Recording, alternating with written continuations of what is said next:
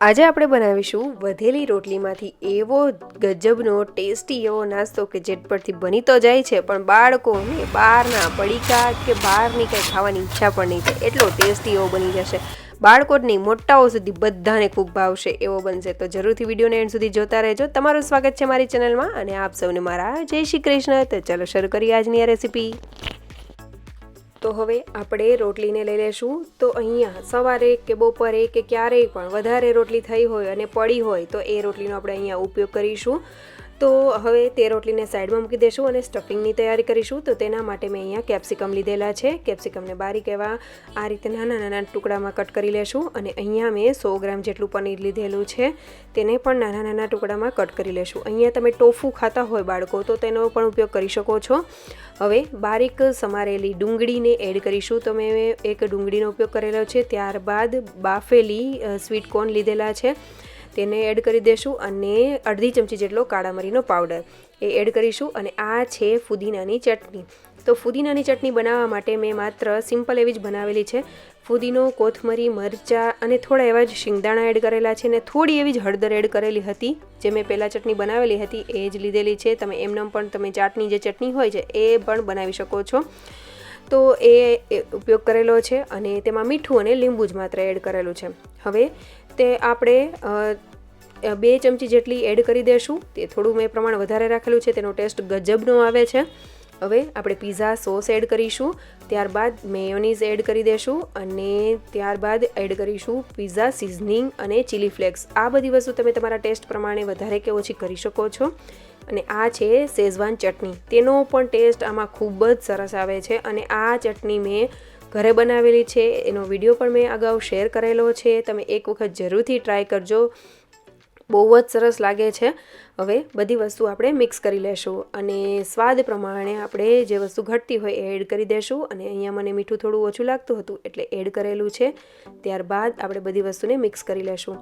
અહીંયા તમારા બાળકોને જે પણ વેજીટેબલ ભાવતા હોય એ તમે એડ કરી શકો છો. માની લો કે તમને બ્રોકલી બાળકો નથી ખાતા તો તમે અહીંયા તેને સ્ટીમ કરેલી અથવા તો બાફેલી બ્રોકલીને નાના નાના ટુકડા કરીને પણ એડ કરી શકો છો. અથવા તો બીજા કોઈ વેજીટેબલ ન ખાતા હોય તે પણ એડ કરી શકો છો. કારણ કે આ બધા જે ચટણી ને બધું આવે છે ને એટલે બાળકોને ખૂબ જ ભાવે છે. જે ચીઝી ને એવું થાય છે ને એટલા માટે તો જરૂરથી એ પણ એડ કરજો.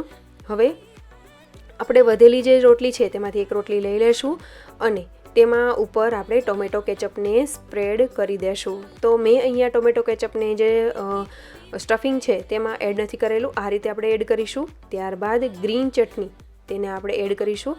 તો અહીંયા તમે તીખાશ તમારા બાળકોને અથવા તો તમારા ઘરમાં જેટલી ફાવતી હોય એ રીતે એડજસ્ટ કરી શકો છો. અને ગ્રીન ચટણી આપણે અડધા ભાગમાં જ સ્પ્રેડ કરીશું. હવે આપણે સ્ટફિંગને એડ કરી દઈશું. તો તેને પણ આપણે જે ચટણીવાળો પાર્ટ છે તેટલામાં જ સ્પ્રેડ કરીશું. આ રીતે તમને જે રીતનું થોડું વધારે ભાવતું હોય તો એ રીતે પણ સ્ટફિંગ એડ કરી શકો છો. 2 મોટી ચમચી જેટલું સ્ટફિંગ ઇનફ થઈ જશે. હવે આપણે ચીઝને તેમાં ખમણીને એડ કરી દઈશું. તો મેં અત્યારે પ્રોસેસ ચીઝ લીધેલું છે. તમે અહીંયા મોઝરેલા ચીઝનો પણ ઉપયોગ કરી શકો છો, જે પિઝાનું ચીઝ આવે છે એ. અને બંને વસ્તુ મિક્સ કરીને પણ એડ કરવી હોય તો પણ કરી શકાય છે.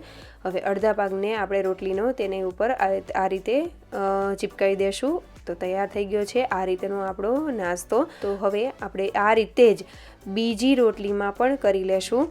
આ રીતે બહુ ટેસ્ટી એવું લાગે છે. ઇનકેસ તમારી પાસે તમે રાગીની રોટલી કરતા હોય, બાજરાની કે જારની પણ રોટલી કરતા હોય ને તો પણ આ નાસ્તો ખૂબ જ સરસ એવો થશે.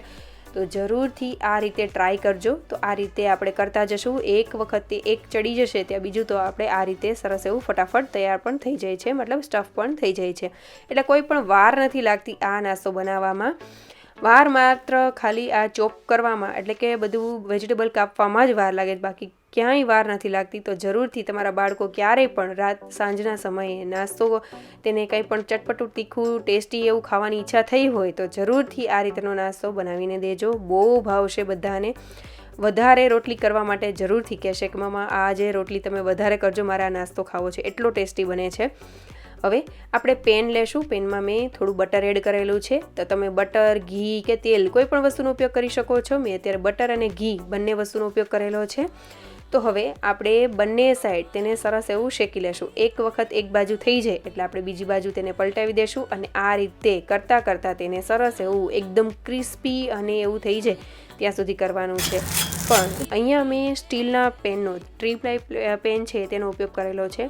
પણ તેમાં કેવું થાય કે જ્યારે પણ આપણે આ નાસ્તો બનાવતા હોઈએ ત્યારે સાઈડમાંથી ચીઝ જ્યારે મેલ્ટ થાય ગરમ થઈને તો તે સાઈડમાંથી નીકળતું હોય છે અને પનીર ને એ બધું પણ થોડું એવું બહાર આવવા કરતું હોય છે.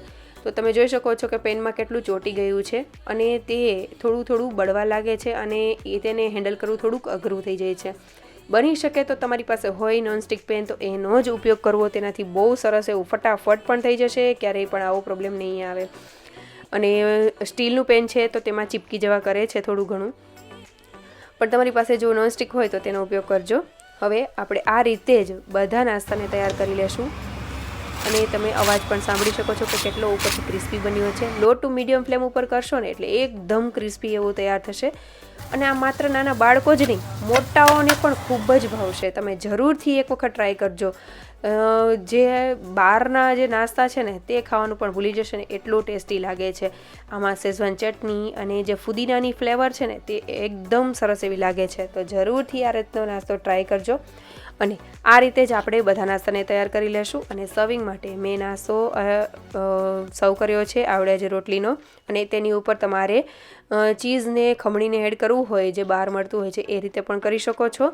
અને મેં અહીંયા જે ગ્રીન ચટણી અને ટોમેટો કેચઅપ સાથે સર્વ કરેલું છે, તમે મેયોનીઝ પણ એડ કરી શકો છો ડિપિંગ માટે. એકદમ ચીઝી, ટેસ્ટી એવો અને ઝડપથી બની જાય ને તેવો આ નાસ્તો છે. તો જરૂરથી આ રીતનો નાસ્તો ટ્રાય કરજો. આપણે ઘણી વખત રોટલીના ઘણી બધા જાતના નાસ્તા બનાવતા હોઈએ છીએ, ઘણી વખત રોટલી વધતી પણ હોય છે.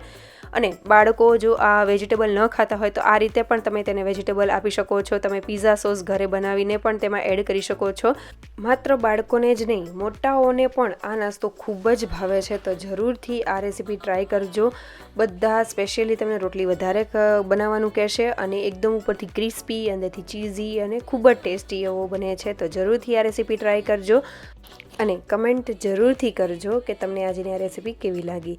તમારી કમેન્ટથી મને મોટિવેશન મળશે. અને આજની રેસીપી સારી લાગી હોય તો લાઇક, શેર અને સબસ્ક્રાઈબ જરૂરથી કરજો. ઘંટી દબાવવાનું ભૂલતા નહીં, જેથી કરીને નવા વિડીયોના નોટિફિકેશન સૌથી પહેલાં મળે. Thank you for watching.